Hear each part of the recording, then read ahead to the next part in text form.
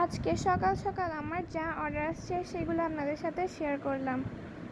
আজকে সকালে এসেছিল আমার একটি হোয়াইট সস পাস্তা অর্ডার আসার সাথে সাথে ব্যস্ত হয়ে যাই অর্ডার কমপ্লিট করার কাজে, যাতে কাস্টমারের কাছে অর্ডারটি তাড়াতাড়ি পৌঁছে দিতে পারি। আর এর ফাঁকে কিছু অর্ডারের ক্লিপ নিয়ে নিই আপনাদের সাথে শেয়ার করার জন্য। চিটাগের মানুষেরা আমার পেজ থেকে অর্ডার করতে পারবেন ইনবক্সে নক দেওয়ার মাধ্যমে। আমি অনলাইনে এবং অফলাইনে দুই জায়গাতেই খাবার সেল করে থাকি।